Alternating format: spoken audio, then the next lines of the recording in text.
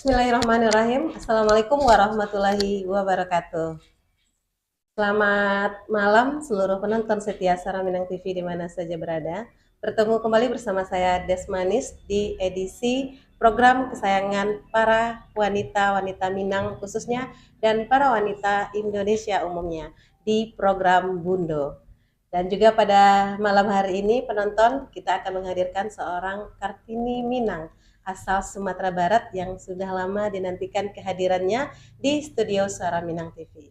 Tapi sebelum itu kami selalu mendoakan seluruh penonton setia kami selalu berada dalam keadaan sehat dan di bawah lindungan Allah Subhanahu wa taala, dan tetap jangan lupa untuk like, subscribe, komen dan share sebanyak-banyaknya YouTube dan fanpage dari Suara Minang TV. Baik penonton, jangan lupa jangan lewatkan 1 jam ke depan bersama kami di Suara Minang TV, Suara Orang Awak. Oke, baik para penonton, di sini sudah hadir bersama kita seorang perempuan cantik yang sudah lama ditunggu oleh penonton setia Suara Minang TV, yang kesibukan beliau yang cukup padat, dan pada malam hari ini dengan sangat bahagia sekali beliau bisa hadir bersama kita, dan kita masih mengangkat walaupun sudah bukan bulan April tapi kita masih mengangkat masih di Kartini. Nah, malam hari ini kita akan menghadirkan Kartini Minang dari Sumatera Barat yang ada di Kota Batam. Kita sambut narasumber kita pada malam hari ini, Lisa Yulia. Terima kasih Unides. Assalamualaikum Uni Ica. Waalaikumsalam warahmatullahi wabarakatuh Unides. Nah penonton, nama beliau adalah Lisa Yulia, seorang Presiden Direktur PT Pelayaran Kencana Global. Tetapi karena beliau adalah seorang Kartini Minang, kita mungkin lebih akrab namanya beliau adalah Uni Ica. Ya, Ica. Oke Ica, boleh beri salam dulu ke penonton kita yang sudah sangat lama menunggu kehadiran Ica hadir di layar TV Minang. Silakan. Assalamualaikum Dunsana Sadonyo yang sekarang menyaksikan live dari Suara Minang TV. Alhamdulillah, pertama saya ucapkan minal aidin wal faizin, mohon maaf lahir dan batin karena masih suasana lebaran ya Unides ya, dan juga karena Hari Kartini bertepatan dengan Hari Raya Idul Fitri, saya mengucapkan juga selamat Hari Kartini untuk semua perempuan-perempuan Minang, pada khususnya yang ada di seluruh dunia dan juga semua para perempuan Indonesia. Jadi mari semua perempuan kita terus berkarya, kita terus berjuang dan lebih bersinar lagi. Oke, Ica, beri salam dulu untuk penonton setia. Ini kan Suara Minang TV, suaranya orang awak. Suara Minang TV, suara orang awak. Nah, kalau Ica gitu. tidak bisa berarti bukan orang Minang. Ini orang Minang. Enggak dikasih kode sama Nides. Oke, penonton. Ya udah ulang lagi ya. Diulang lagi. Suara Minang TV, suara orang awak. Kalau enggak bisa ngisi model itu berarti bukan asli orang awak. Oke, Ica. Mungkin kalau untuk Batam itu sudah jarang mungkin yang tidak mengenal seorang Lisa Yulia. Tetapi banyak orang yang tidak tahu bahwa seorang Lisa Yulia itu sebenarnya adalah asli putri Minang gitu. Kebanyakan orang melihat kenapa kalau orang Minang kenapa dia tidak berhijab, kenapa ininya gitu.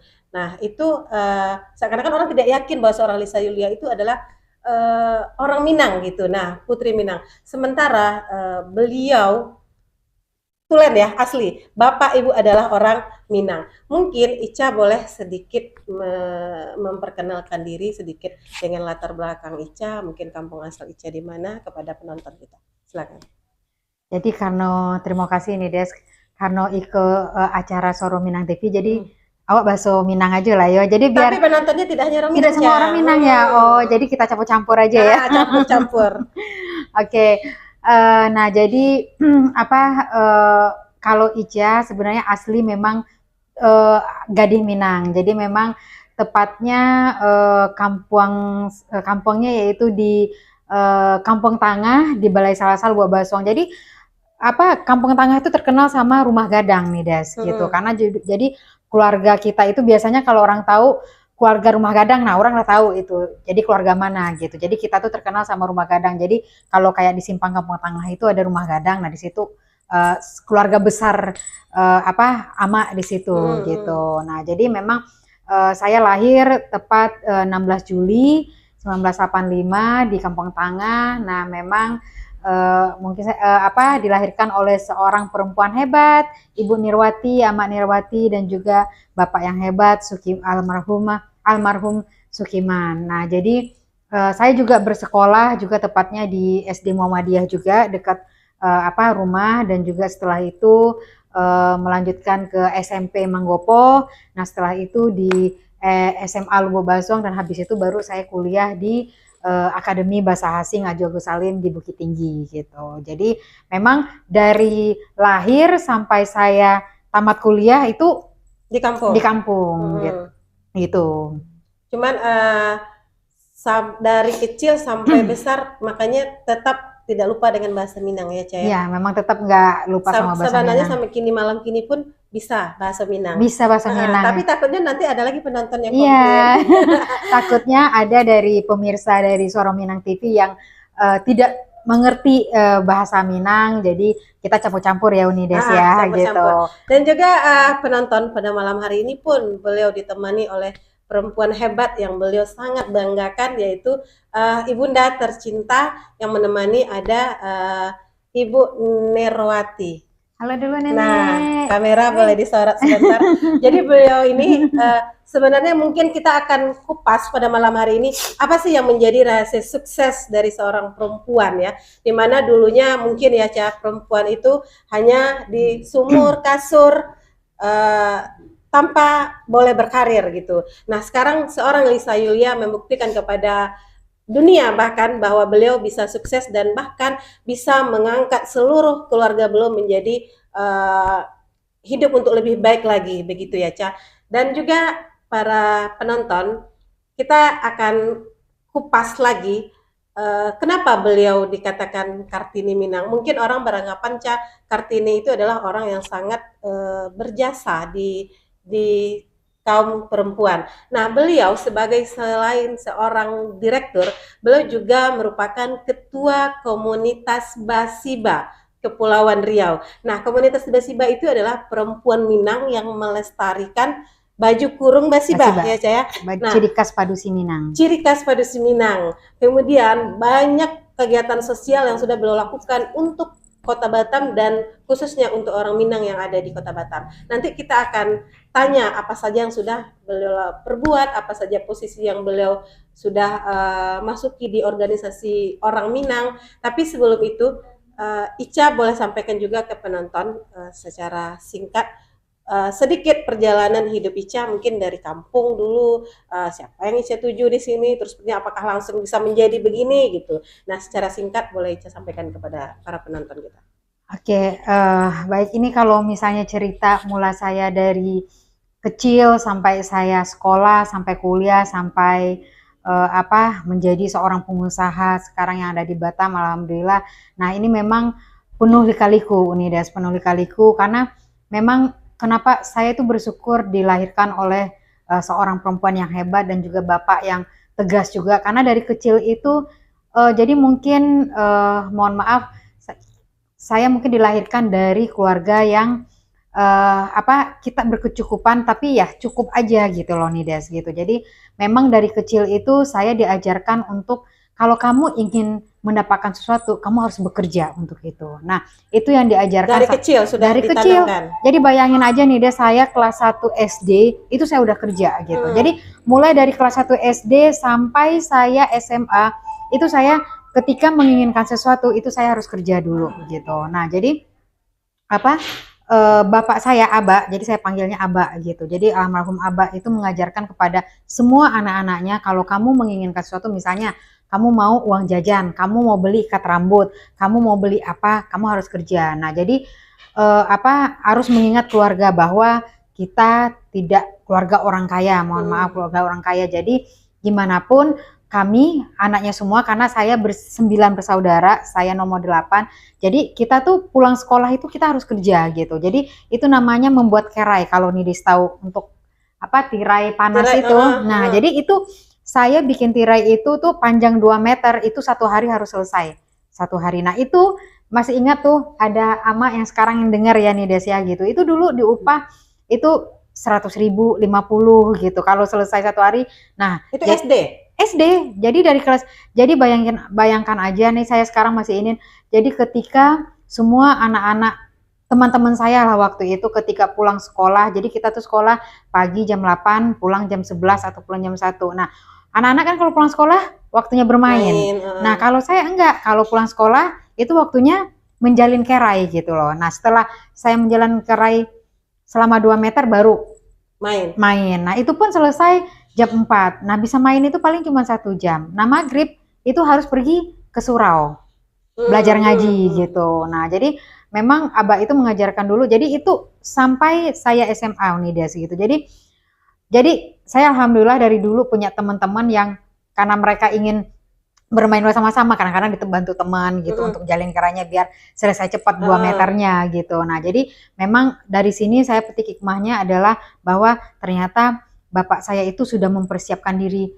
kami semuanya gitu, anak-anaknya. Mungkin karena saya adalah anak perempuan yang paling kecil, yang paling bungsu, jadi benar-benar saya itu lebih dekat kepada bapak gitu. Karena saya tahu dulu kalau bapak itu misalnya kayak diajarin puasa aja deh SD, itu kan kita kelas 1, 2 SD itu kan nggak mau puasa kan. Jadi dulu oke, kalau puasa nanti dibayar, diupah, beli ini ikat rambut gitu. Nah, jadi dari SD itu kayak gitu. Nah, jadi perjalanan saya itu dari SD sampai SMA tuh memang ya sekolah sambil bekerja gitu. Ibaratnya udah seperti itu gitu. Nah, ketika SD, SMP, SMA, nah tamat SMA ini yang waktunya saya menentukan saya mau ke arah mana gitu. Jadi waktu itu ketika saya tamat SMA saya bilang sama Ama sama Aba, Ama, saya mau kuliah. Sama Aba nggak boleh kuliah. Karena apa? Karena kita nggak ada biaya untuk nguliahin kamu gitu.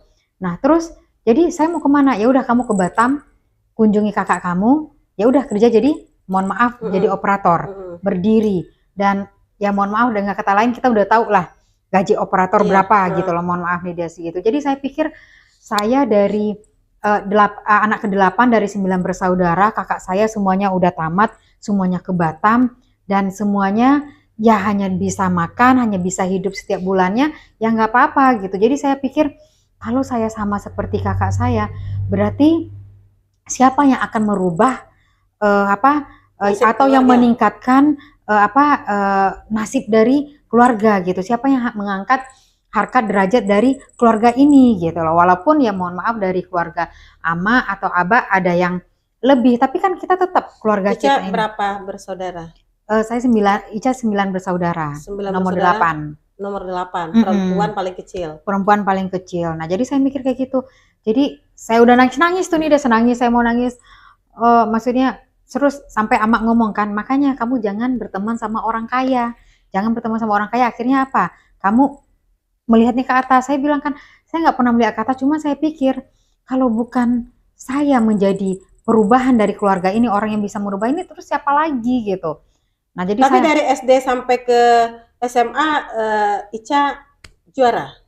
Jadi juara. Jadi alhamdulillah nih Des, kalau di SD itu saya selalu juara 2, juara 3. Dan saya nggak tahu, nggak pernah juara 1. Nggak pernah juara 1? Nggak pernah juara 1. Tapi juara. Kalau nggak juara 2, kalau nggak juara 3, juara 2, juara 3. Nah, saya tuh nggak pernah juara 1. Sama waktu SMP juara terus dapat ranking. Nah, kalau SMA kalau nggak salah nggak dapat.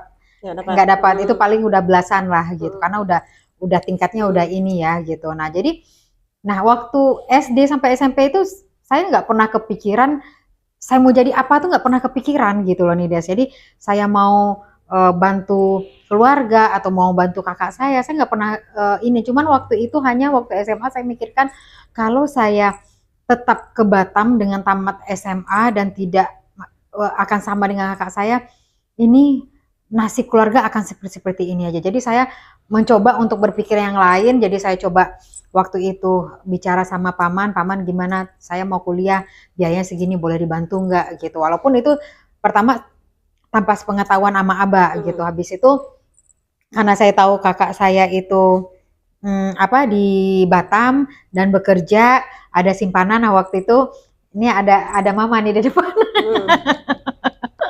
Ada mamanya dibuka ya. Jadi waktu itu memang kebetulan karena kenapa mungkin teman-teman saya semuanya, kenapa sih saya itu dari ada 6 orang perempuan ya. Jadi saya itu lebih dekat sama mama itu Mbak Unileni. Unileni itu kakak yang keempat gitu kan. Nah kenapa dekat? Jadi waktu saya kuliah itu di waktu itu dia juga mau nikah gitu loh. Nah jadi saya tahu dia nikah, dia tuh udah nyimpan gitu loh, nyimpan untuk nikahnya gitu. Nah waktu itu saya cobalah untuk minta pengertian, minta bantu gimana saya mau kuliah gitu. Terus sama abah nggak ada piti gitu kan, sama abah nggak ada piti dan dibilang saya itu nggak tahu diri. Terus kenapa harus berteman sama orang kaya gitu. Terus ya udah ini, jadi akhirnya dengan saya rayu, saya coba kasih pengertian, akhirnya Nilen waktu itu, nih saya sambil meler. Nilen waktu itu ngomong, ya udah, jadi dari dia nyimpan itu, dia kasih setengah uangnya itu untuk biaya kuliah, masuk kuliah saya, dan dia tuh kayak undur nikahnya itu sampai 3 bulan untuk ngumpulin uang lagi gitu. Nah jadi dia denger nih. Jadi waktu itu dikasih uang 3 juta, waktu itu 3 juta untuk saya masuk kuliah dan bayarin segala macam gitu. Nah akhirnya kenapa saya pertama malah saya pengen jadi Unides dulu. Guru. Jadi cita-cita saya malah dulu saya pengen kuliah atau saya mau jadi guru ya. Jadi saya masuk ngelamar jadi PGN, apa namanya, PGSD. Jadi PGSD. Nah akhirnya nggak diterima di PGSD gitu, di Unan atau UNP lupa saya waktu itu. Jadi nggak diterima. Akhirnya saya mikir kalau jadi guru berarti saya di kampung, berarti saya ngajar lagi orang-orangnya, berarti itu kan udah tahu itu kan, mohon maaf gitu kan. Kita udah tahu gaji guru itu berapa gitu kan. Jadi saya pikir terus di kampung, udahlah. Terus saya coba tanya-tanya teman, akhirnya iya, saya ingin bekerja di perusahaan asing. Nah kalau untuk bekerja di perusahaan asing apa? Berarti saya harus bisa bahasa Inggris. Nah akhirnya saya putuskan untuk kuliah di Akademi Bahasa Asing waktu itu gitu. Nah alhamdulillah di Bukit Tinggi, dan alhamdulillah saya daftar di sana, diterima, dan akhirnya berkat bantuan dari Unileni waktu itu sama paman saya satu lagi gitu, dikumpulkan akhirnya saya bisa kuliah gitu. Tapi sampai terakhir bisa tamat kuliah itu dibantu sama. Nah jadi di kuliah itu panjang lagi gitu, karena waktu itu Ama ngomong kan, ya udah kamu ada uang untuk masuk, terus nanti biaya hidup kamu di Bukit Tinggi gimana, terus biaya semester atau biaya bulanan di sana itu gimana gitu. Nah di situ saya muter ini lagi, ya udah saya bisa kuliah sambil bekerja gitu. Nah waktu itu saya kuliah sambil bekerja, bayangin aja Unides waktu itu. Nides percaya nggak? SD SMP itu tuh saya pernah jadi pembantu rumah tangga. Waktu jadi SMP saya lupa cerita. Jadi saya waktu itu, jadi kalau waktu libur supaya saya dapat uang tambahan gitu. Nah akhirnya ada tetangga saya itu, dia punya anak, dia seperti kayak supervisor lah di PT di daerah Pasaman sana gitu. Nah akhirnya karena dia butuh orang yang ngasuh anaknya, saya lumayan kan 1 bulan ini, jadi akhirnya saya bilang ya udah saya aja. Jadi akhirnya saya jadi pengasuh anak, cuci piring, ngepel itu selama 1 bulan. Nah itu digaji. Tapi gitu, bisa. Ya memang harus bisa. Nah sampai sekarang saya ingat, jadi sekarang ketika saya udah buka usaha, sekarang anak yang saya asuh itu udah dewasa, dan sekarang malah bekerja sama saya. Oh gitu. iya? Iya, jadi saya pikirkan, oh ya ingat nggak dulu waktu kamu masih umur masih 4 bulan 5 bulan, saya loh yang ngasuh kamu, saya yang bersihin kamu. Oke, Ica, penonton sangat luar biasa sekali. Jadi seorang Lisa Yulia yang berada seperti ini sekarang, bahwa perjalanan hidup itu tidak ada yang tahu ya, Caya. Tidak ada yang tahu perjalanan hidup itu bagaimana ke depannya, dan sekarang pun kita tidak tahu ke depannya seperti apa. Tetapi satu, bahwa punya tekad. Nah, seperti Lisa dulu awalnya ingin jadi guru SD, belum tahu bahwa guru SD ya Enggak gitu juga lah nih, Des. Enggak, kan memang begitu, maksudnya dia kisarannya pasti gitu. Beda kalau kita bekerja di perusahaan asing atau kita punya usaha sendiri, itu nggak bisa orang menilai gitu. Dan Ica, sebelum kita lanjut, kita bacakan dulu komentar yang sudah cukup banyak. Nah, sudah banyak. Donald bin Rajab, Bundo sukses. Nah, sukses Lisa Yulia. Kemudian Rizaldi, Assalamualaikum Uni Lisa. Semoga bisa menginspirasi perempuan Minang. Insya Allah, amin. Devitra Netri, hidup Bendum. Nah, ini kalau Minang nih. Ini hidup. Fadil Bahtiar Jamba, mantap, sukses selalu. Amin, amin. Rizaldi, oh orang Lubuk Basuang Uni Lisa. Iya, orang Kampung Tangah. Kampung Tangah. Antoni Safril, hidup Bendum. Hidup maju bergerak kompak. Maju bergerak kompak. Safril Yubahar, Assalamualaikum Unilisa dan SMTV. Waalaikumsalam. Tony Rifani, sukses selalu, amin. Insyaallah, amin. Devitra Netri, hidup Lubuk Basuang. Hidup Lubuk Basuang. Muhammad Yusuf, Rancak Bana. Nah, ini Muhammad Yusuf ini, bapak ini dia ke Mekah bersepeda. Yang bersepeda, iya. Jadi dia kemarin pernah di yang keluar. Oh. Jadi dia udah bersepedanya dari mana? Dari Payakumbuh. Masa sih? Dia sampai bertemu dengan Jokowi di Pekanbaru, dikasih ini. Sekarang dia berada di Taiwan kalau nggak salah. Udah sampai Salam Taiwan. Hormat ya Pak Muhammad Yusuf. Mudah-mudahan bisa bersepeda ke Batam, ketemu kita Pak. Kemarin lama di Batam. Masa? Lama dia di tempat Ica waktu kami ngantar uang untuk dia tuh di tempat di simpang rumah Ica di Pekaran Ojek. Jadi kalau ke Batam Pak Sobo Ica beko ya Pak ya. Zulhardi Junet, hidup Bandung. Pak Waka, hidup juga. Hidup Pak Waka. Fred Azwansah John Har, sukses untuk Padusi Minang, mampu berkarya di kancah bisnis internasional. Selamat untuk Unilisa Yulia. Amin, makasih. Elvia Tanjung, mantap Onen, semangat. Makasih Put. Mirza Nabil, semoga makin sukses Lisa Yulia, keren. Amin. Keren. Usni Melda, mantap Bana Bu Bendom. Makasih Uni. Sorum Wuling Batam, keren. Alun Tobat seutuhnya, Uni Desmanis, salam untuk Uni Lisa Yulia dan seluruh kru Suara Minang TV. Suara Minang TV, suara orang awak. Salam kembali, Pebi. Rida Yose Rizal, mantap. Surya Dharma, sukses selalu Uni dan sukses untuk SMTV. Makasih. Sorum Wuling Batam, sukses Suara Minang TV. Arti Yusuf Bundo, sukses Ica. Makasih Bundo. Safrul Jalan, bangga jadi orang Lubuk Basuang. Oke. Nah, ini para fans Ica. Jadi penonton silakan kalau ada yang ingin ditanyakan dengan Lisa Yulia pada malam hari ini, silakan berikan komentar di kolom komentar. Oke, Ica. Nah, itu sedikit perjalanan singkat masa kecil seorang Lisa Yulia. Apa yang tidak dilakukan, mungkin masa kecil kita juga tidak seperti itu. Tetapi sekarang Lisa Yulia bisa membuktikan kepada dunia bahwa masa kecil lika-liku hidup yang penuh dengan misteri ya, Caya. Tidak ada yang tahu nasib kita ke depannya seperti apa. Termasuk saya mengidolakan seorang Lisa Yulia, seorang perempuan yang bisa mandiri, sukses, dan saya sendiri juga ingin seperti dia, tetapi mungkin di jalur yang berbeda.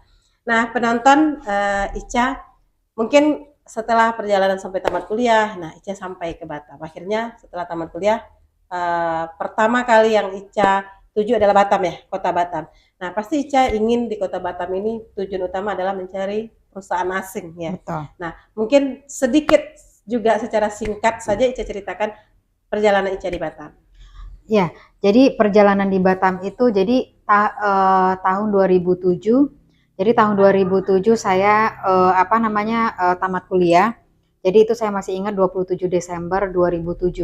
Nah, itu saya tamat kuliah dan saya waktu itu saya belum dapat ijazah nih, karena kan kalau kita udah wisuda belum langsung dapat ijazah nih. Terus saya minta ke dosen waktu itu ke kampus untuk kasih surat keterangan lulus gitu, surat keterangan lulus. Jadi sehingga saya bisa cepat mencari kerja gitu. Nah, jadi akhirnya saya masuk ke Batam itu awal Januari 2008. Nah, waktu itu saya langsung ya, namanya semua kakak saya itu ada Uni Leni, Uni Rita, Uni Epi, Uni Media. Jadi 4 orang kakak saya itu dari Batam gitu. Nah, akhirnya itu kita tuh 4 orang ini satu kontrakan ini, satu kontrakan yang mana apa 2 orang udah berkeluarga gitu. Jadi cuma 2 kamar. Nah, akhirnya karena saya masuk saya iniin jadi cari kerja. Nah, yang saya tuju itu kan banyak orang ngomong bahwa banyak perusahaan asing itu di Mukakuning gitu. Karena kan itu perusahaan-perusahaan elektronik. Nah, di situ saya coba di Mukakuning, di Sekupang gitu. Terus di apa namanya lagi di Batu Ampar gitu. Nah, saya coba untuk masukkan lamaran semuanya saya masukin. Nah, habis itu 2 minggu saya udah masukin nggak dipanggil-panggil gitu. Nah, akhirnya saya coba ada pengumuman untuk apa perusahaan-perusahaan buka lowongan kerja. Akhirnya saya coba ke sana ke perusahaan itu langsung. Akhirnya juga nggak diterima dan itu kurang lebih dalam waktu 1,5 bulan saya cari kerja dan itu tuh bayangin aja ya nih Des ya, sampai saya ke Batam itu bawa satu sendal gitu kan, itu sendal tali waktu itu saya masih ingat. Nah, karena jalan di Mukakuning itu kan luas kan, jauh kan, itu jalan kaki gitu sampai sendal itu putus aja sendiri tuh saya nggak bisa beli gitu loh, dan kakak saya nggak mau beliin gitu. Nah, akhirnya saya bikin udah dikasih same, jalan lagi tuh putus lagi same, akhirnya saya bilang kan Uni, akhirnya saya dibeliin ke tempat second. Kata kakak saya ada di tempat second, ya udah kita beli. Nah, akhirnya baru bisa beli sepatu di sana gitu. Tuh saya masih ingat banget. Nah, akhirnya singkat cerita akhirnya saya dipanggil di perusahaan Jepang waktu itu namanya Exas Batam waktu itu. Saya dipanggil beberapa perusahaan Infineon, terus Toshiba segala macam. Nah, akhirnya dari semua perusahaan itu semuanya minta pengalaman gitu. Jadi dia bilang bahwa saya nggak punya pengalaman, jadi saya nggak diterima gitu loh. Jadi ya gimana saya punya pengalaman kalau perusahaan itu tidak memberikan saya kesempatan untuk bekerja gitu loh. Walaupun mereka interview saya bilang saya fast learner, saya bisa belajar dengan cepat, saya bisa menyesuaikan diri dengan cepat, saya akan bekerja under pressure segala macam, tapi tetap perusahaan itu melihatnya dari segi pengalaman. Dan akhirnya satu perusahaan itu namanya Exas Batam, waktu itu perusahaan Jepang elektronik. Saya waktu itu di interview sebagai purchasing gitu. Nah, jadi akhirnya sebagai purchasing saya di interview, ternyata saya nggak punya pengalaman dan akhirnya saya nggak diterima. Tapi karena saya itu keinginan saya untuk bekerja itu udah saya nggak mau, masa saya harus numpang hidup sama kakak saya, udah tahu saya kakak saya juga pas-pasan setiap bulannya gitu loh, dan saya udah nggak ada uang gitu. Jadi gimana ini? Jadi akhirnya saya coba telepon HRD-nya, tolonglah, saya bilang saya butuh kerja gitu. Jadi bisa nggak saya diterima? Oh nggak bisa Mbak, karena kita udah terima yang punya pengalaman. Akhirnya saya nggak apa-apa. Saya udah kayak hopeless gitu loh, hopeless ya udahlah. Kalau saya nggak bisa bekerja di kantoran ya udahlah saya kerja operator aja lah dulu gitu kan.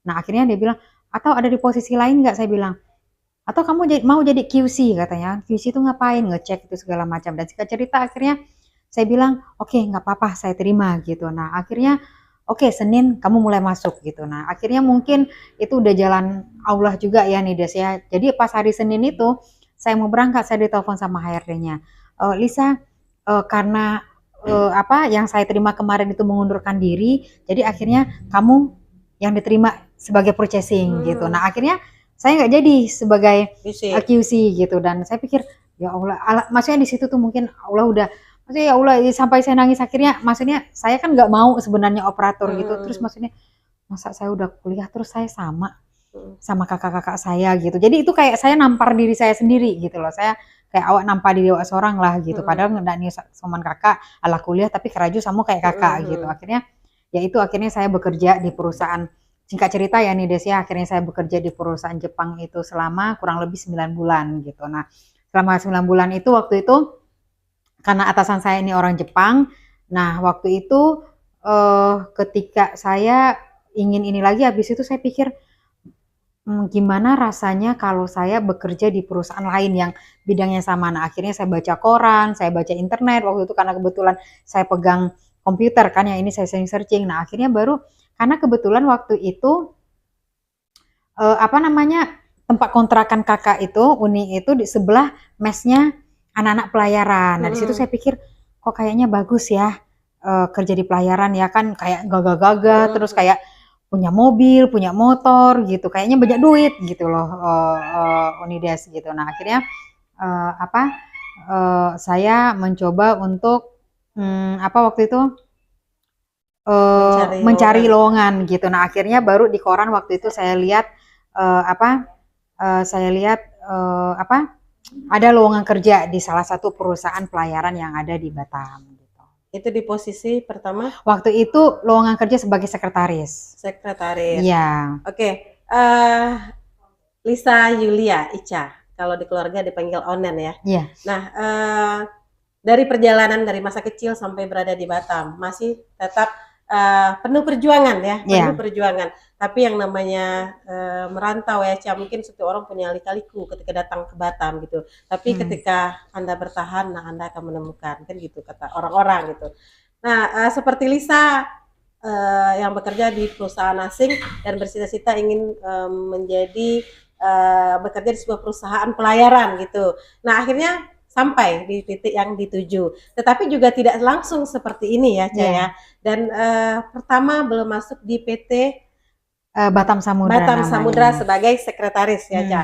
Nah, Ica, perjalanan di PT Samudra itu memulai karir pertama di dunia pelayaran. Di situ pertama kali itu memang ada perempuannya atau memang banyak laki-lakinya? Nah, jadi gini lagi nih, Des, jadi kerja di perusahaan asing. Tapi Allah ngasih saya kerja di perusahaan lokal atau Indonesia, tapi dengan tantangan yang lebih bagus gitu. Nah, jadi ibaratnya waktu itu nih misalnya contohnya nih Des gitu kan. Saya kan itu lowongannya sebagai sekretaris. Nih Des nih sebagai direktur nih gitu. Jadi saya ngelamar sebagai sekretaris direktur Unides. Nah, Nides interview saya. Nah, Nides tanya pengalaman saya ada nggak sebagai sekretaris gitu. Nah, Nides bilang kamu ada pengalaman sekretaris? Enggak, saya nggak ada pengalaman. Jadi saya langsung dicoret karena saya nggak ada pengalaman sekretaris aja gitu loh. Jadi, nah yang akhirnya saya ini nggak diterima nih deh sebagai sekretaris. Terus akhirnya saya pikir ya udahlah nggak rezeki gitu loh. Jadi ya udah. Nah akhirnya karena dari yang punya perusahaan ini lihat ijazah saya itu bahasa Inggris gitu. Nah akhirnya owner perusahaan ini ingin mencari orang yang bisa bahasa Inggris untuk membantu sebagai penagihan. Nah akhirnya itu masih posisinya masih kerja di Exas ya? Masih bekerja di Exas gitu. Saya masih kerja. Nah akhirnya saya ditelepon sama HRD-nya Batam Samudra ini. Terus dia bilang kan, Bu Lisa ini untuk sekretaris kami sudah dapat orangnya. Nah sekarang kami ingin menawarkan ke ibu mau nggak sebagai penagihan gitu. Penagihan untuk apa? Oh menagih outstanding yang belum dibayarkan. Nah terus waktu itu saya pikirkan kenapa dulu saya memikirkan hanya satu. Kenapa saya mau cari pekerjaan yang lebih ekstrim lagi gitu, yang lebih menantang lagi. Karena apa? Satu, saya mau cari pengalaman. Yang kedua, saya ingin menambah misalnya waktu itu saya digaji 1 juta. Nah, otomatis kalau saya mau cari pekerjaan baru, saya mau nih gajinya harus lebih dari 1.100.000. Nah, waktu itu saya minta 1.200.000 gitu. Nah, akhirnya dia mau gaji saya 1.050.000. Saya pikir saya nggak mau. Kenapa? Saya dapat sekarang 1.100.000. Kenapa saya harus ambil ini gitu. Nah, akhirnya ditelepon lagi sama HRD-nya, saya nggak mau dan terakhir langsung owner perusahaannya itu yang telepon saya. Jadi owner perusahaannya telepon kan, saya langsung kaget ditelepon ya ini saya sampai sekarang ibaratnya namanya Ibu Nancy. Ibu Nancy ini ibaratnya orang tua saya, maksudnya ibu kedua saya. Jadi ibaratnya kalau ama itu ibu yang melahirkan saya ke dunia. Kalau Ibu Nancy ini adalah ibu atau ama yang melahirkan ke dunia usaha gitu, yang menjadikan saya sebagai mengajarkan saya sebagai pengusaha gitu. Nah, jadi akhirnya dia bilang kan, kenapa kamu nggak mau terima? Ya karena saya orangnya logika gitu. Saya berpikiran logika, reasonable, terus masih bisa acceptable gitu, bisa diterima. Nah, saya bilang, ya Bu, saya kalau mau terima kayak gini, saya minta gaji 1.200.000. Kenapa kamu minta gaji 1.200.000? Iya, karena saya punya kebutuhan gitu, karena saya masih ngontrak sama kakak saya, terus saya butuh biaya untuk kendaraan, saya butuh biaya untuk kontrak rumah, segala macam saya bilang kan. Terus kenapa kamu berani minta itu? Karena saya tahu kemampuan saya. Kemampuan kamu apa? Saya mudah beradaptasi, saya percaya diri, saya bisa mengerjakan apa yang orang lakukan. Kenapa kamu bisa ngomong kayak gitu? Karena saya percaya sama diri saya bahwa tidak ada yang tidak bisa kita lakukan selagi kita mau melakukan hal tersebut gitu. Nah akhirnya ibu tersenang. Jadi kamu apa? Terus kalau kamu nggak bisa mencapai target perusahaan gimana? Saya cuma ngomong, ibu, kalau saya nggak bisa mencapai target perusahaan, karena saya udah tahu, karena saya pernah di challenge di perusahaan Jepang gitu. Karena saya di challenge, saya berhasil gitu. Jadi saya tahu kemampuan diri saya. Karena siapa lagi yang mau mengetahui diri saya kalau bukan diri kita sendiri kan? Saya pikir ibu bisa pekerjakan saya selama 3 bulan tanpa digaji, tapi ibu kasih saya makan gitu. Nah akhirnya ibu, oke, besok kamu mulai kerja dan setiap bulan kamu dapat sembako. Saya dikasih beras, dikasih minyak, terus kasih ini. Nah itu yang benar-benar saya masuk, saya jadi penagihan gitu. Nah diberi tantangan gitu. Nah dengan gaji 1 juta. 1.200.000 gitu. Tapi tetap saya dikasih sembako gitu kan. Jadi akhirnya ya itu nih Des gitu, karena ibu tuh suka kan. Jadi kita tuh kalau bukan kita yang mempromosikan diri kita, terus siapa lagi gitu. Kalau berarti kunci suksesnya Lisa Yulia itu adalah percaya diri. betul. Ya. Kunci yang pertama itu adalah rasa percaya diri yang kuat dengan kemampuan yang kita miliki. Jadi kalau nggak kita bisa mengetahui kemampuan kita, gimana orang gitu ya. Berarti itu mungkin untuk para wanita yang lagi menonton pada malam hari ini, percaya diri dengan apa yang kita miliki dan jangan pernah merasa takut untuk gagal. Jangan pernah merasa takut untuk mencoba gitu. Saya waktu itu nih Des, bayangin aja nih Des ya, ini jujur nih, saya di depan pemirsa Suara Minang TV ini benar-benar pengalaman pribadi saya yang saya alami dan saya rasakan sekali bahwa memang self confident atau percaya diri itu nomor 1. Karena waktu itu jujur, saya tamatan waktu itu bahasa Inggris, Akademi Bahasa Asing. Dan waktu itu saya tamat kuliah itu saya nggak bisa bahasa Inggris dengan bagus. Bisa bahasa Inggris tapi tidak bisa bahasa Inggris dengan lancar, dengan bagus. Yang mana orang sepertinya kuliah 3 bulan, saya jujur saya nggak bisa. Karena apa? Ya namanya kita kuliah ya waktu itu. Mungkin juga untuk pemirsa juga, walaupun kita tuh jangan terlalu ini sama masa lalu kita gitu loh. Saya tahu bahwa waktu itu saya masih belajar, saya masih labil, saya masih belum tahu apa yang saya lakukan. Jadi itu nggak ada masalah. Tapi kalau sekarang waktunya kita lihat ke depan apa yang bisa kita perbaiki kesalahan kita di masa lalu gitu. Nah waktu itu saya nggak bisa bahasa Inggris dengan lancar dan saya nggak bisa komputer. Sama waktu di S1 itu, bayangin aja nih, saya komputer itu nggak bisa. Saya nggak pernah les komputer, tapi saya bilang, kamu bisa komputer? Bisa. Saya dengan percaya dirinya walaupun waktu itu saya nggak bisa, lillahi ta'ala waktu itu saya nggak bisa. Dan apa yang saya lakukan ketika saya sudah memberikan komitmen ke saya bisa, saya belajar langsung gitu. Saya belajar dalam 1 hari ini, saya nggak tidur dalam 2 hari ini, karena Sabtu Minggu ada saya belajar bagaimana cara buka Microsoft Word, Microsoft Excel, gimana bikin table. Setidaknya saya bisa basicnya aja lah gitu loh. Nggak ada yang kata yang nggak bisa. Paling hidupin, matikan komputer dulu. Iya Pak, setidaknya saya bisa mengetahui secara general. Saya bilang, kan kamu bilang bisa komputer, bisa gitu. Tapi mahir nggak saya? Nah itu saya mikirnya kayak gitu. Nah bahasa Inggris waktu itu juga saya nggak bisa. Dan akhirnya saya bilang, karena saya udah bilang saya bisa bahasa Inggris, saya komputer mau nggak mau, saya belajar. Orang udah kasih kepercayaan nih.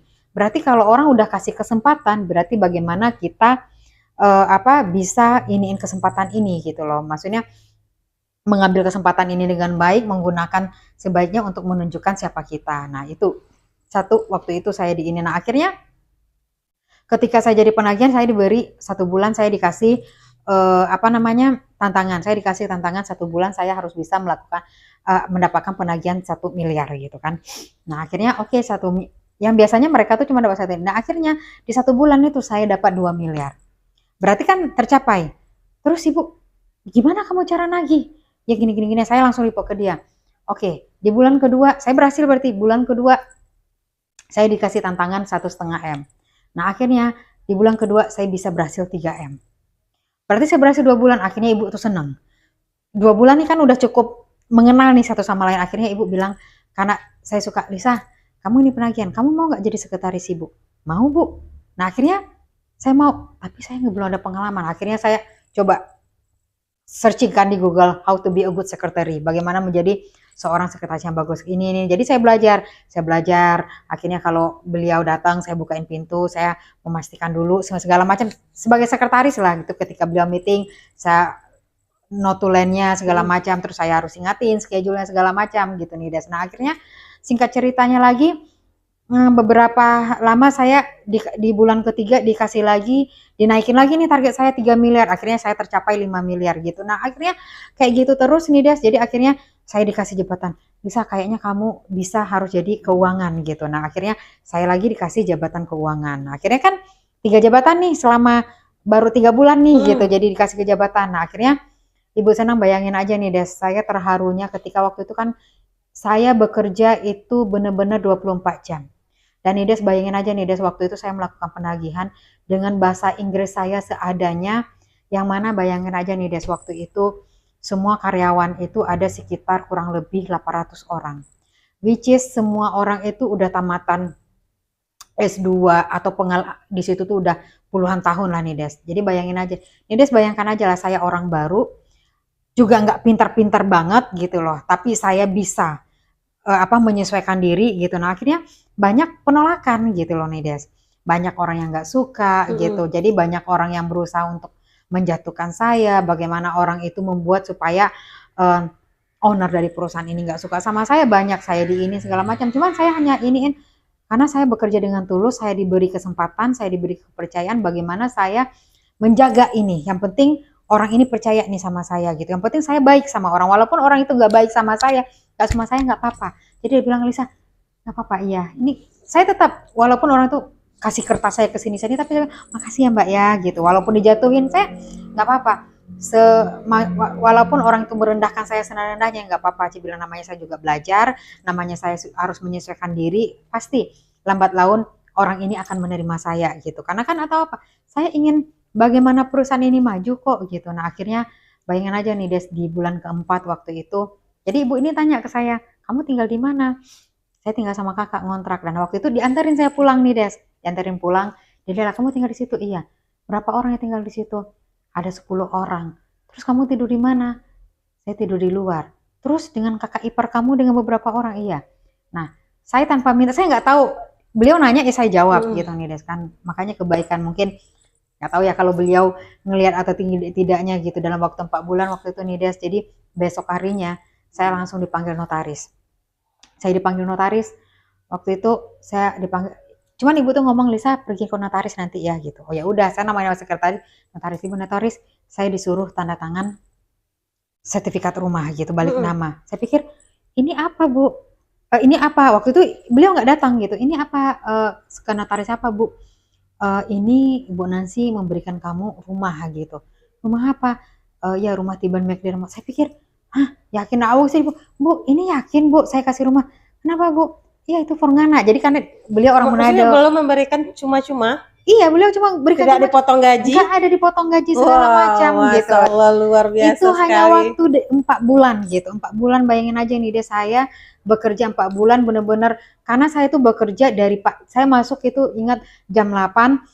Jam pulang kerja tuh setengah 6, tapi saya pulang tuh jam 12, jam 1 malam, jam 2 malam. Pakai motor itu saksi ada motor Mio tuh. Makanya saya selalu kalau ada di lampu merah baloi, karena waktu itu kan di Batu Ampar kan. Jadi lampu merah baloi itu kan ketika saya nangis, ya Allah ketika orang sudah pada tidur, ketika orang atasan saya atau orang-orang di bawah saya udah tidur lelap, tidak memikirkan perusahaan, tapi saya baru pulang gitu loh. Maksudnya kan saya perempuan kan, bayangin aja nih Des, 15 tahun dulu Tiban itu gimana sih nih Des?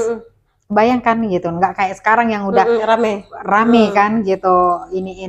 Jadi saya langsung di situ tuh ya menjadi pemicu saya lagi gitu. Jadi akhirnya saya tanda tangan, ya Allah saya langsung waktu saya hanya berjanji sama ibu itu kan, saya berjanji kepada Allah sama beliau kan gitu kan. Kalau saya akan memberikan yang terbaik untuk perusahaan ini, apapun yang ibu lakukan saya akan fokus, saya akan berikan terbaik dari diri saya untuk perusahaan ini gitu. Nah akhirnya makanya habis itu saya bisa bawa, karena rumah itu besar kan, baru bawa ya sampai sekarang Mama tinggal di situ gitu. Jadi rumah ya di Tiban McDermott di situ tempat si Puput. Enggak. Oh, Mama sekarang nempatin. Ya. Nah. Penonton luar biasa sekali. Aduh, sampai saya meler nih. Kasih dulu minum Mama, boleh kasih minum dulu sambil kita bacakan dulu komentar. Boleh. Nanti komentator ini nggak apa-apa, kasih sini aja nggak apa-apa. Taruh sini nggak apa-apa, Mama. Mama mau masuk, Ma? Biar dia lihat orang suara menang. Di sini dulu. Ini yang namanya Mama nih Mbak Leni. Nah, nggak ada yang nggak tahu apa Mbak Leni. Nenek mau masuk, Nek. Ini rencana mau gantikan posisi mama jadi asisten, katanya nggak tergeser kan? Boleh. Nenek sini, Nek. Kirim aja CV-nya ya. Karena mama sekarang sudah juga bisa jalan-jalan ke luar negeri ya. Nah, sini. Nah, ini Mama. Nah, ini kalau mau tahu tadi yang mau nikah, terus Yang akhirnya diundur 3 bulan. uang nikahnya diundur 3 bulan. Berarti untuk pengorbanan ini. mama nggak sia-sia ya Maya. Nah, ini Nenek Ama. Suara Minang Situ, TV. Nenek, itu kameranya. Itu kameranya. Nek Ma. bilang, Suara Minang TV. Suara orang awak. Suara Minang TV. Suara orang awak. Nah, alhamdulillah penonton beliau sehat walafiat, selalu mendampingi seorang Lisa Yulia. Beliau adalah merupakan semangatnya Lisa Yulia gitu. Kemana pergi beliau selalu dibawa. Berarti juga menjadi salah satu untuk para kita perantau bahwa doa orang tua itu adalah yang utama sekali. Dan mungkin yang melupakan orang tua karena dengan kerja sehingga lupa orang tua, tetapi sebenarnya kunci kesuksesan kita adalah di orang tua. Nah, kita bacakan dulu Ica, sudah banyak yang berkomentar. Zulhardi Junet, usaha tidak mengkhianati hasil, Bendum Lisa Yulia. Salah satu wanita hebat orang Minang di Batam, sukses selalu Bendum. Alhamdulillah, insya Allah, makasih Pak Waka. Pak Waka. Hadrat, sukses untuk Kartini Minang, Uni Lisa Yulia. Inspirasi untuk pedusi Minang lainnya. Diliawati Tanjung, wanita yang hebat, sukses selalu orang Tanjuang. Nah, Orang suku Tanjuang. beliau bersuku Tanjuang. Tanjuang ya. Sini nih. Husni Melda, wanita hebat orang awak, inspirasi terbaik wanita Minang. Sukses selalu untuk Bendum dan sukses untuk SMTV. Terima kasih Uni. Ratu Basiba, sukses selalu buat Ibu Lisa, Ketua Basiba Kepri, Basiba Rancak Bana. Rancak Bana. Okta Widyastuti, sukses selalu Ica. Rita Ferawati, mantap dan sukses selalu Ini my linknya ya. sister. Iya. Yang di gimana? Udah, oh di Minang. Oke. Noviarti Zainal, inspirasi buat generasi penerus rumah gadang. Sukses selalu ya nak. Nah, ini dari keluarga Ica kayaknya nih ya. Iya. Edison Nurdin, semoga sehat selalu Bendum.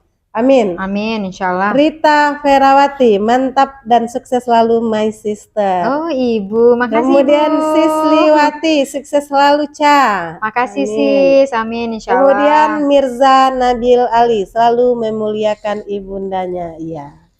Nah, penonton di sini juga sudah hadir menemani ibunda tercinta, kemudian kakak tercinta yang ada di belakang layar sebelum sampai kepada kesuksesan yang seperti sekarang ini. Nah, Ica, setelah beberapa bulan di perusahaan Batam Samudra, kemudian sampai Ica diberikan amanah yang luar biasa menjadi CEO di Batam Bias Samudra. Nah, kemudian kalau saya mengenal beliau waktu menjadi CEO di Batam Bias Samudra.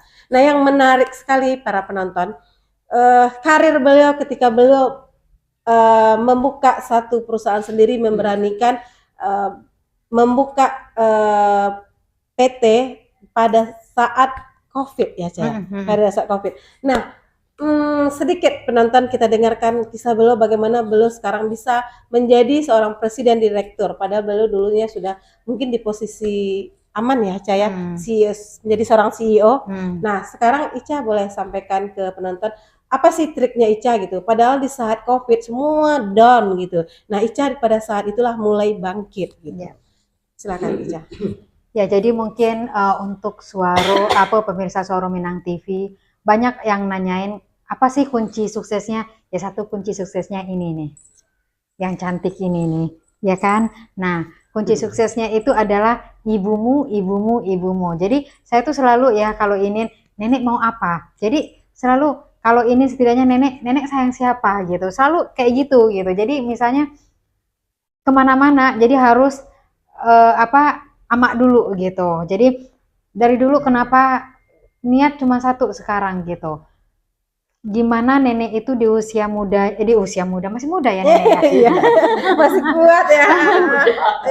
Di usia tuanya nanti beliau hanya menghabiskan waktu bersama cucu-cucunya gitu. Nah, beliau juga tidak memikirkan apapun gitu. Jadi apa namanya?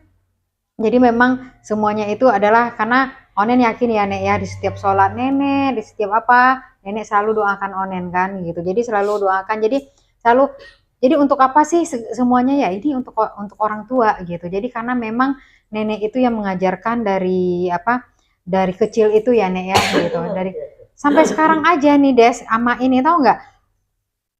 Kayak sekarang namanya kita di perantauan ya. Jadi kayak pengen makan sambalado gitu kan, pengen makan sambalado waktu kecil-kecil dulu, waktu SD sama ini. Sekarang Nek bikin sambalado udah nggak bisa, nggak tahu lagi cara bikin sambalado.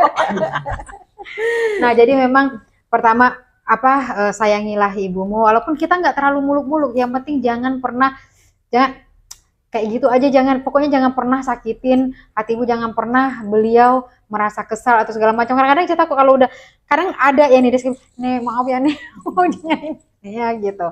Nah jadi gini pemirsa Suara Minang TV, jadi kunci sukses itu adalah yang minta ridho dari orang tua gitu. Jadi itulah kunci suksesnya. Nah kembali lagi, jadi waktu itu mungkin saya meneruskan dari dari kemarin saya jadi di Batam Samudra itu. Jadi waktu baru 4 bulan, nah beliau itu kenapa? Jadi karena kita diberi kesempatan, diberi kepercayaan, maka disitulah kita bisa membuktikan diri kita bahwa kita memang layak untuk dikasih kepercayaan gitu. Nah akhirnya kurang lebih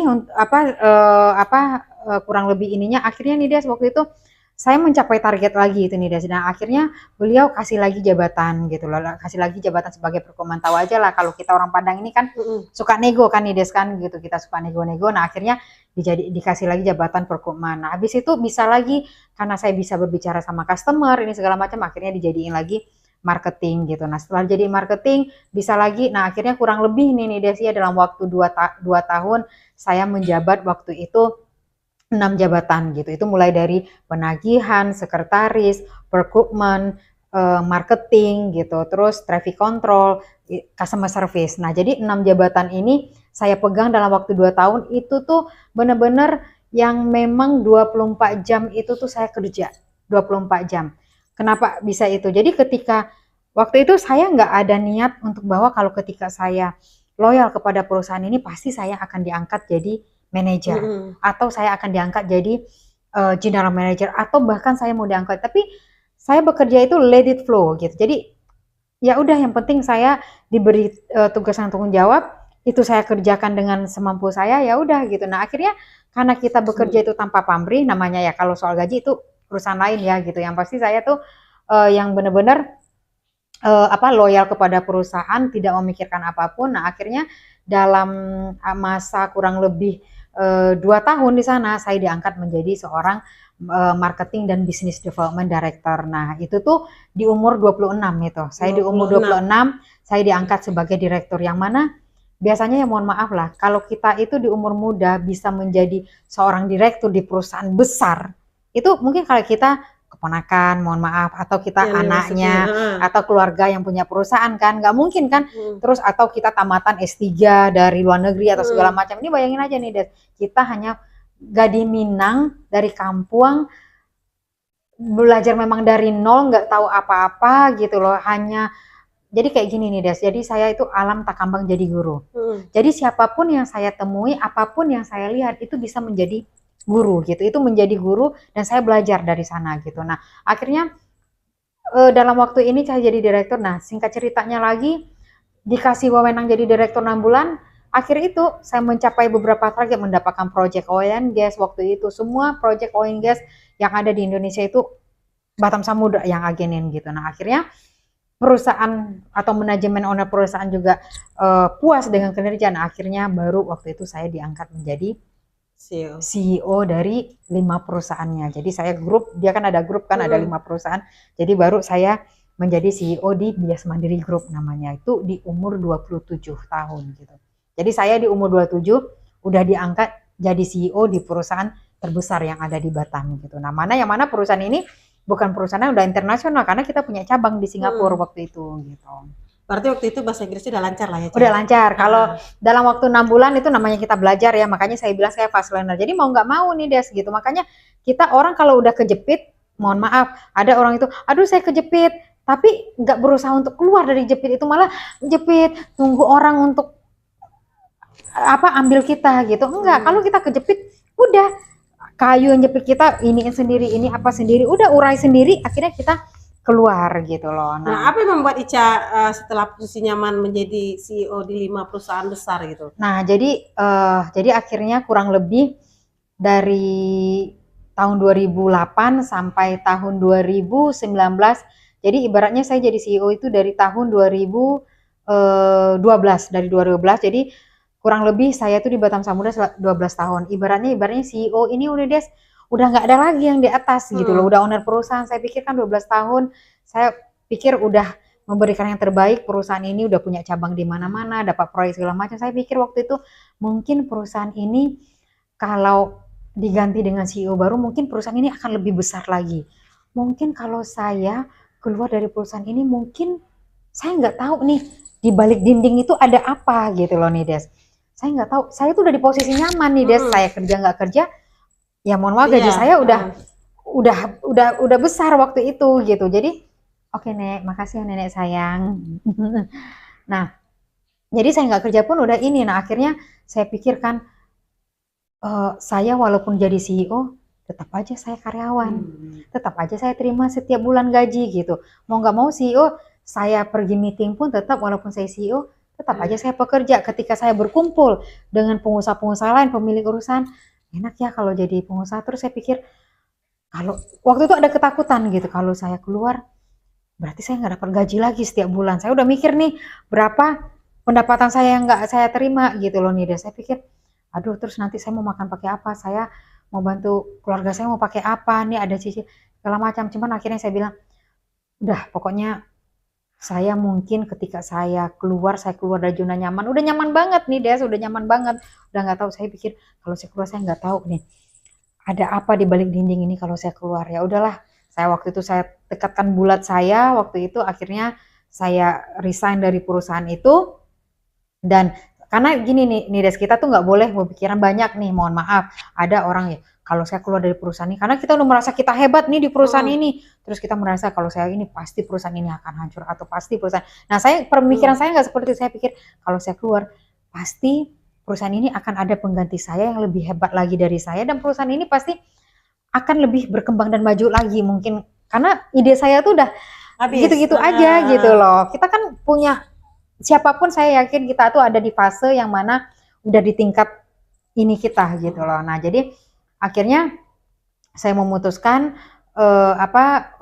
untuk keluar gitu di tahun 2019, akhir 2019, November 2019 saya resign. Dan waktu itu saya ngomong sama owner perusahaan, saya resign dari perusahaan ini dan saya akan membuat perusahaan yang sama dengan perusahaan yang sekarang gitu. Nah akhirnya ya walaupun awalnya sempat nggak diterima gitu, dan akhirnya saya berikan bahwa ya walaupun ya dengan beberapa justifikasi segala macam, nah akhirnya beliau terima. Dan akhirnya tapi beliau tetap sampai sekarang hubungan masih baik dengan ya? Alhamdulillah sampai sekarang, walaupun ya kayak lebaran masih dikirim parcel gitu loh. Jadi kayak kemarin COVID masih beliau malah yang kirimin obat-obat yang obat COVID itu, terus kirimin madu, kirim apa-apa aja yang harus dibikin gitu untuk bisa cepat sembuh gitu loh nih Des. Nah, jadi Ica keluar dari Bia Samudra langsung membuka perusahaan yang sekarang PKG. Ya. Nah, itu salah satu modal yang Ica punya itu adalah tekad bahwa padahal waktu itu kondisi COVID, benar ya Ica ya, kondisi COVID. Nah, apa yang Ica lakukan untuk bisa mendongkrak perusahaan Ica tetap naik gitu, padahal pada saat itu banyak perusahaan yang down gitu. Nah, jadi sebenarnya nih Des, saya keluar itu belum ada COVID, karena saya resign itu November 2019.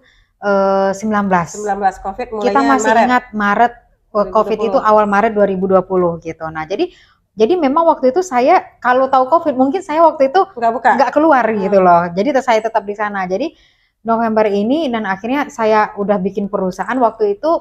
Saya bikin perusahaan join sama teman waktu itu. Nah akhirnya join sama teman. Nah akhirnya singkat cerita waktu itu sama teman karena ada perbedaan visi dan misi waktu itu. Nah akhirnya kita tidak teruskan berpartner. Nah akhirnya saya pikir kalau saya tidak teruskan berpartner berarti apa? Berarti banyak dukungan dari teman-teman yang lain yang waktu itu bilang bahwa kenapa kamu harus berpartner Lisa? Kamu bisa kok sendiri. Jadi banyak teman-teman yang waktu itu mensupport saya. Nah akhirnya saya buka perusahaan sendiri, saya buka perusahaan. Nah ketika perusahaan saya ini jadi waktu itu COVID melanda gitu. Nah saya pikir COVID melanda, nah akhirnya waktu itu sempat down gitu loh, Nides gitu, sampai down. Aduh COVID kan semuanya pemerintah bilang kita work from home gitu, nggak boleh kemana-mana, nggak ada aktivitas, kita hanya diam di rumah segala macam kan. Nah akhirnya pikir mau gimana nih saya untuk membangun usaha ini gitu loh. Sedangkan waktu itu banyak kapal juga. Saya kan namanya passion saya udah di dunia pelayaran, otomatis saya bikin perusahaan yang sama gitu. Nah akhirnya saya bikin perusahaan. Nah waktu itu saya mencoba karena COVID gimana ya. Jadi sempat dalam seminggu itu saya mikir apakah saya teruskan perusahaan ini atau saya melamar pekerjaan di perusahaan lain gitu loh. Jadi sempat terpikir itu nih Des gitu. Sempat saya udah apply CV kepada perusahaan-perusahaan termasuk perusahaan luar negeri gitu juga saya apply gitu. Nah akhirnya saya pikir kalau saya ngelamar lagi jadi karyawan lagi dong gitu loh. Kan jadi ini berarti sama dong hal-hal yang dulu saya temuin gitu loh. Jadi saya akan terima gaji, saya akan melapor segala macam. Nah akhirnya saya mikirkan ya udah waktu itu gimana caranya saya walaupun COVID work from home ini saya bisa melakukan sesuatu yang lebih nih gitu loh, sesuatu yang saya berusaha untuk berinovasi gitu loh, karena saya yakin saya coba kan buka Google kenapa bagaimana cara membangun usaha itu, terus apa yang dilakukan pengusaha-pengusaha sukses waktu mereka membangun usaha. Ternyata memang membangun usaha itu tidak seenak yang kita pikirkan gitu loh. Pasti kita akan melalui beberapa hal. Kayak saya membangun usaha, membangun perusahaan nggak langsung sukses gitu loh. Malah perusahaan saya sama teman saya gagal. Nah akhirnya ketika saya berdiri sendiri dan alhamdulillah gitu sekarang. Nah akhirnya saya ini PKG. Nah waktu itu saya pikir apa yang bisa saya lakukan? Oh iya, berarti semua work from home. Berarti kayak ada Zoom meeting, ada segala macam. Nah saya coba untuk meyakinkan customer-customer ini. Walaupun waktu itu nih Des, namanya saya perusahaan baru, saya pikirkan ada nggak ya orang yang percaya sama saya gitu perusahaan baru. Nah akhirnya tanpa saya sadari ketika saya bekerja itu saya udah membranding diri saya gitu. Ternyata orang itu tidak melihat perusahaan yang lama, tapi mereka melihat bagaimana saya memberikan pelayanan, bagaimana saya memberikan service, bagaimana saya berkomunikasi, bagaimana saya menghandle ketika kapal mereka keluar masuk, bagaimana saya menghandle kru ketika datang, bagaimana saya menghandle keinginan dari prinsipal atau dari ship owner itu sendiri gitu. Dan itu menjadi daya tarik untuk para customer ya? Iya, dan alhamdulillah waktu di masa pandemi itu ya memang ya ibaratnya nih Des, karena kan saya resign waktu perusahaan itu ya, di perusahaan yang lama gitu. Jadi saya nggak dapat uang pasangon lah gitu. Nah akhirnya memang waktu itu saya mendapat beberapa rumah lah dari ini, termasuk rumah Tiban dan satu lagi di Tesamar. Dan akhirnya saya nggak punya dana untuk memulai usaha. Nah akhirnya saya mencoba jual rumah pemberian ini. Dan waktu itu saya minta izin dari owner ya Bu, izin ya saya nggak ini. Dari kasih izin nggak apa-apa Lisa, karena itu kan udah punya kamu gitu. Nah akhirnya nih Des, bayangin aja ya. Waktu itu karena masa pandemi ya, saya coba untuk jual itu nggak ada yang mau rumah itu. Karena gitu. Orang juga dalam masa sulit ya? Ya masa sulit. Nah akhirnya singkat cerita 1 bulan saya coba ini, akhirnya ada yang membeli walau waktu itu ibaratnya rumah itu mohon maaf kayak contohnya nih harganya 2 miliar, saya jual jadinya 1 miliar gitu. Tapi karena saya butuh dana waktu sana, saya yakin hanya satu, ya Allah saya mau berusaha, nggak apa-apa saya ikhlas, saya nggak apa-apa saya jual ini, tapi ya Allah lipat gandakanlah ini ya Allah, karena ini mula saya berusaha dan saya ingin bagaimana memang niat saya nih Des untuk menciptakan lapangan kerja. Yang pertama apa? Untuk orang sekeliling saya dulu, yang pertama adalah keluarga gitu. Oke, Ica, berarti memulai usaha itu juga tidak semudah membalikkan telapak tangan ya, apalagi pas disambut oleh COVID. Tetapi dengan perjuangan yang berliku-liku juga, dengan dukungan orang sekitar, dengan waktu itu masih ada aba ya, masih doa dari ama, aba, dari keluarga, dari orang-orang yang mencintai seorang Lisa Yulia, akhirnya bisa menjadikan sekarang PKG itu sebuah perusahaan yang cukup besar ya, dan sehingga sudah banyak menciptakan lapangan pekerjaan. Dan Lisa, di dunia bisnis itu Lisa sudah mencapai kesuksesan yang mungkin sudah tidak diragukan lagi, apalagi di dunia perkapalan ya. Nah, Ica sebagai seorang perempuan muda Minang yang sukses, Ica juga sudah menggeluti berbagai organisasi sosial yang ada di Kota Batam. Dan juga info yang kami terima, seorang Lisa Yulia juga sudah berkecimpung di rumah tahfiz ya, rumah tahfiz. Nah, Ica boleh sampaikan ke penonton, Ica sudah menjabat sebagai posisi apa saja untuk organisasi orang Minang, dan kemudian untuk organisasi di luar Minangnya, posisi Ica di organisasi mana saja? Ya, jadi alhamdulillah nih Des. Jadi mungkin saya ini ya perkembangan dari, karena kan perkembangan dari dari perusahaan ini sendiri ya gitu, dari mulai berdiri di zaman COVID sampai alhamdulillah kita sudah berdiri selama 3 tahun gitu. Jadi alhamdulillah kita itu malah banyak dipercaya sama perusahaan-perusahaan luar negeri gitu. Jadi makanya pas Nides nanya kan untuk ini apa, jadi memang kebanyakan klien dari PKG ini adalah perusahaan-perusahaan luar negeri gitu. Jadi jasa kita ini kebanyakan digunakan oleh perusahaan-perusahaan luar negeri gitu. Makanya bilang bahwa kita tuh udah di internasional, bahwa insya Allah nih mungkin doakan ya semua pemirsa Minang TV, mudah-mudahan PKG bisa secepatnya membuka cabang di Singapura gitu. Karena memang banyak permintaan dari klien-klien kita untuk kita bisa direct menggunakan jasa kita langsung yang ada di Singapura, karena selama ini kita menggunakan pihak ketiga gitu untuk kegiatan-kegiatan di Singapura gitu. Nah, jadi kalau untuk organisasi sendiri, dan alhamdulillah saya dipercaya sebagai ketua komunitas Baju Basiba Kepulauan Riau gitu. Jadi komunitas Baju Basiba ini adalah komunitas di mana kita perempuan Minang atau Padusi Minang melestarikan budaya dari Padusi Minang ini sendiri, Baju Basiba. Jadi Baju Basiba itu ibaratnya, Baju Basiba itu bajunya longgar, jadi kayak di ininya tuh kan ada keki kan. Nides juga orang ini mungkin untuk pemirsa Minang TV yang nggak tahu komunitas Basiba itu apa sih gitu. Jadi kita lebih kepada melestarikan baju Basiba, yang mana baju Basiba ini adalah nama dari baju kurung, yaitu ciri khas dari Padusi Minang gitu. Nah, ini merupakan juga salah satu mungkin bukti kecintaan seorang Lisa Yulia kepada Minang itu sendiri. Ya, saya tuh sebenarnya sangat cinta sama orang Minang gitu. Jadi kayak di mana-mana pun saya ketemu kalau orang Minang tuh pasti ya mohon maaf lah saya utamakan gitu kan. Jadi ibaratnya karena memang itu namanya asal kita ya. Jadi kita iniin. Jadi ibaratnya ya kalau untuk Basiba kayak itu. Jadi ibaratnya Basiba ini bukan hanya melestarikan baju Basiba aja.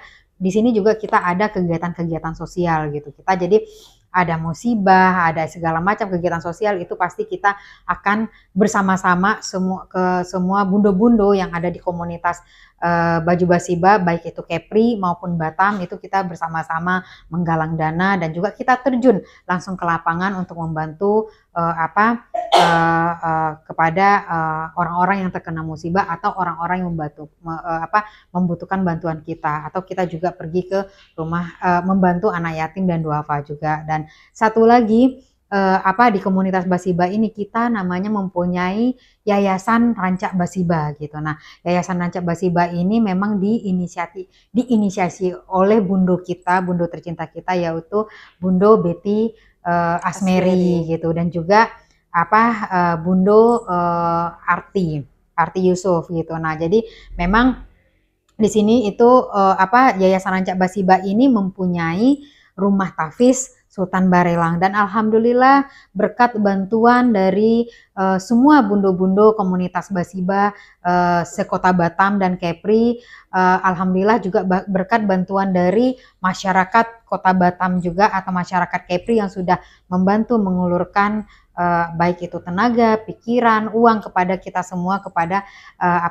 Yayasan Rumah Tafis Sultan Barelang gitu. Jadi alhamdulillah sekarang kita sudah mengkatamkan atau menamatkan anak-anak Sudah dua sudah periode ya? 2 periode gitu. Kita sudah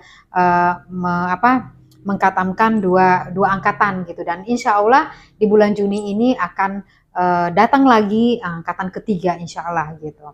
Jadi mudah-mudahan ya apa yang kita rencanakan itu bisa terlaksana dengan baik gitu. Nah, terus kecuali dari Basiba, saya juga sebagai bendara umum generasi muda Minang yang ada di Kota Batam atau Gema Minang gitu, dan alhamdulillah dipercaya sama Ketum Leo dan Sekum Bang Eja gitu, dan alhamdulillah kita juga sudah dilantik, Unides juga sebagai pengurus.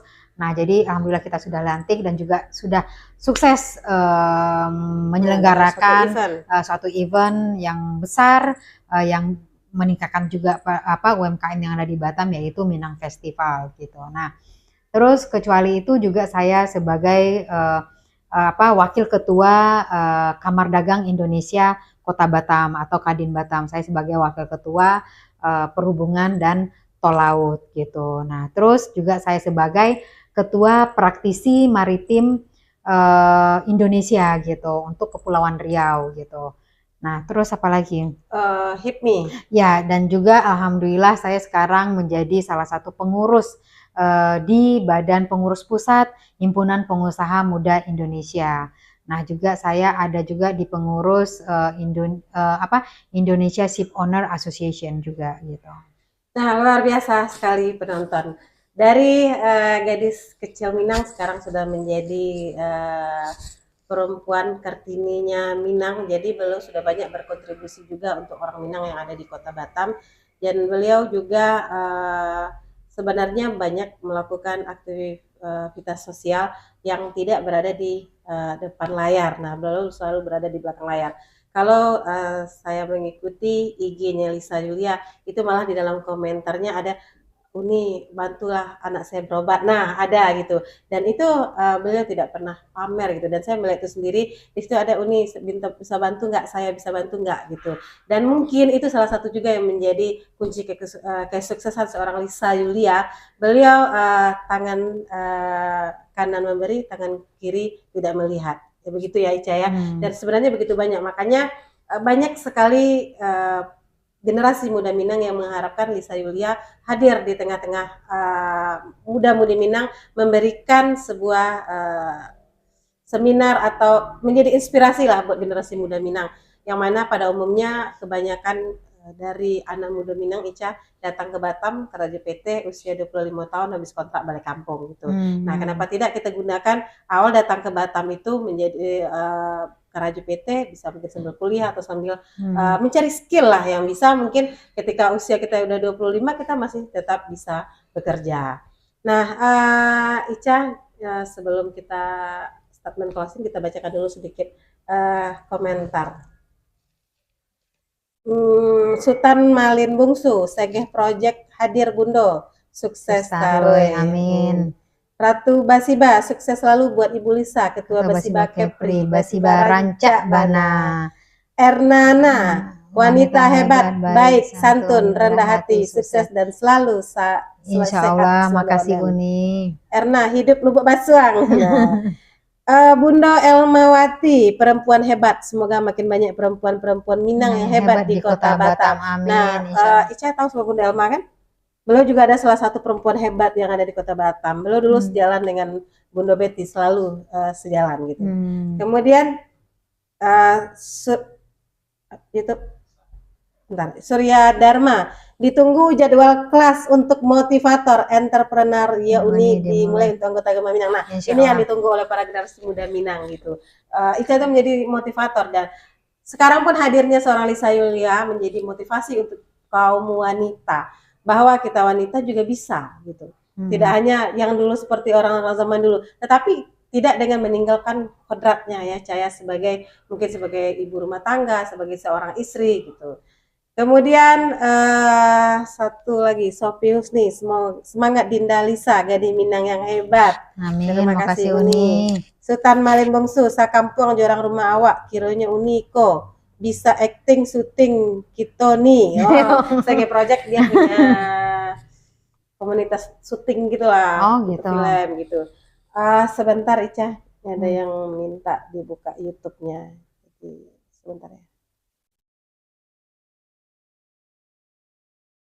Silakan Ica diminum. Wow, Oh, jadi minum. ternyata di YouTube juga sudah banyak. Bunda Floris Batam, salam kenal Uni, sukses selalu buat para Kartini Minang dan Batam. Kemudian Bunda Floris Batam, apa kabar Mama Safra Jubahar, minal aidin wal faizin. Joni Tepa, assalamualaikum, sukses selalu ya, semoga bermanfaat buat orang banyak. Masih ingat ya, wassalam John Tepa. Yes. Ita Sentil Priani, Onsu, mantap, Bandung, sukses selalu, amin. Onsu, di mana Onsu? Bintang 74, assalamualaikum Bu Host dan Bunda Lisa, Rancak Bana. Maaf lahir batin, sukses selalu, Suara Minang TV, Suara Orang Awak, mantap Bandung. Elmi Entra Aries, inspirasi bagi wanita Minang. Oh, ada sukses Era. selalu sahabatku. Itu kawan Ica dari SMP sampai sekarang itu. Sampai sekarang. Iya. Berarti kemarin pulang kampung reunian. Reunian. Kok tahu? Iya, pastilah kalau pulang kampung reunian ya. Jadi Roni SMP sama SMA Era. Baik, para penonton tak terasa mungkin sudah hampir 2 jam ya kameramen ya. Masa cepat kali, ya. Tadi malah 1 jam kok. Iya, sebenarnya 1 jam. Ternyata cerita belum cerita semuanya ya. Belum semuanya gitu. Kalau lebih lanjutnya nanti kita akan undang Lisa Yulia untuk menjadi seorang motivator. Tapi sebenarnya penonton kita mengundang Lisa Yulia bukan sebagai beliau adalah seorang presiden direktur, tetapi beliau memang seorang wanita yang sangat sopan, rendah hati sekali. Mungkin bagi yang tidak mengenal seorang Lisa Yulia menganggap bahwa kenapa sih kok orang Minang kok seperti Ca gitu, rambutnya pirang, itu banyak ya masukan gitu kan. Gak pakai jilbab gitu. Tidak pakai jilbab gitu, tetapi semua punya mungkin apa ya Ca ya? Pendapat masing-masing dan seorang Lisa Yulia masih nyaman dengan seperti ini, tapi buktinya sosial beliau sangat luar biasa. Ica, silakan berikan statement terakhir Ica kepada para penonton dan juga berikan yang menjadi kunci suksesnya Ica itu, poin-poin penting kunci sukses Ica kepada para penonton, khususnya untuk kaum perempuan. Nah, jadi untuk pemirsa Suara Minang TV, khususnya kepada perempuan-perempuan yang ada di di Batam atau yang ada di seluruh Indonesia. Jadi kita karena ini dalam rangka Kartini ya gitu ya. Jadi ibaratnya kita ini bagaimana kita bisa meneruskan perjuangan dari Raden Ajeng Kartini itu sendiri, bahwa kita perempuan ini harus saling support satu sama lain gitu. Kita ibaratnya woman empower woman gitu. Jadi kita jangan sebagai perempuan itu saling menjatuhkan, itu jangan gitu. Nah, bagaimana kita bisa memberikan motivasi kepada perempuan yang lain. Nah, kita juga sebagai perempuan bagaimana kita bisa mewujudkan mimpi-mimpi kita yang sudah kita bikin, bahwa kita harus selalu berjuang, kita harus selalu bersinar, kita harus selalu berkarya gitu. Wujudkanlah mimpi-mimpi yang ada dalam pikiran kita. Karena harus ingat, kamu adalah apa yang kamu tentukan. Tentukanlah masa depan kamu ingin menjadi siapa gitu. Jadi jangan pernah bilang bahwa kita tidak bisa gitu. Nah, jadi ibaratnya perempuan ini adalah kita harus memperjuangkan ibaratnya kita perempuan sekarang sudah punya kebebasan ya, bagaimana kita bisa setara dengan laki-laki gitu. Nah, jadi bagaimana kita tidak diberikan batasan-batasan untuk melakukan sesuatu. Bahwa perempuan sekarang kita udah bisa lihat bahwa perempuan sekarang mau jadi apa? Mau jadi pengusaha atau mau jadi seorang politik, karena bahwa ingat bahwa sekarang pemerintah kita sendiri juga menginginkan perempuan itu juga mengambil andil di dalam politik gitu kan, dalam politik bagaimana kita juga bersuara tentang perempuan itu sendiri. Nah, jadi untuk kesuksesan itu sendiri bahwa kita jangan pernah bilang kita tidak bisa gitu, bahwa kita harus melakukan sesuatu di luar dari kemampuan kita. Jangan kita berada atau stuck di zona nyaman kita gitu. Jangan kita merasa bahwa enough untuk keadaan kita sekarang, karena hal-hal kenyamanan itulah yang bikin kita itu selalu tertinggal atau kita tidak mau melakukan sesuatu gitu. Nah, jadi apa lagi? harapan Ica untuk Nah, kedepannya? jadi harapan saya untuk perempuan Minang, perempuan yang ada di Indonesia ini teruslah bersinar, teruslah berkarya dalam menggapai mimpi-mimpi, dan ingat bahwa semua apa yang kita pikirkan itu pasti kita bisa melakukannya, dan juga jangan sampai keterbatasan-keterbatasan itu bisa memberhentikan kita dalam menggapai mimpi-mimpi kita itu sendiri. Oke, cukup? Cukup. Oke, baik, para penonton, luar biasa sekali perjalanan Lisa Yulia walaupun secara singkat, tapi yang pastinya beliau yang saya tangkap bahwa satu tekad gitu, satu tekad yang kuat. Kalau tidak dari diri kita sendiri, siapa lagi gitu. Dan kemudian rasa percaya diri. Nah, rasa percaya diri kita, ketika kita punya rasa percaya diri, sebenarnya setiap manusia itu punya kelebihan gitu. Jadi bagaimana kita mengetahui kelebihan yang ada pada diri kita, dan kita bisa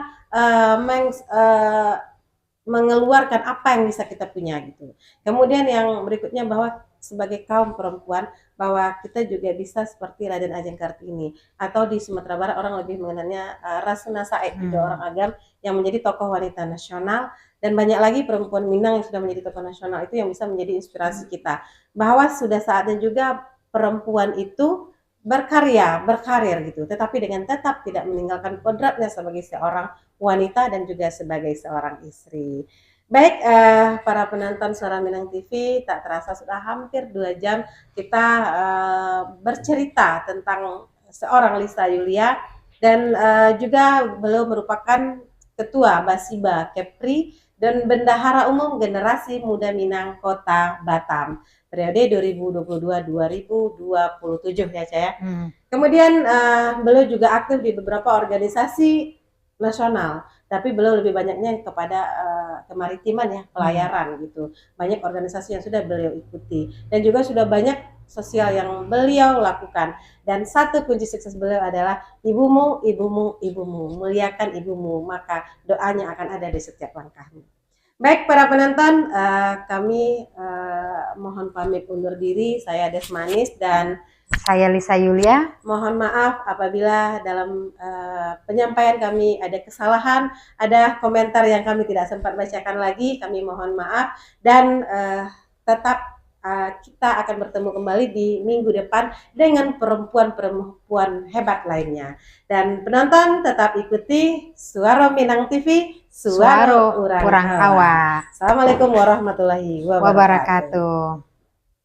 Minal aidin wal faizin.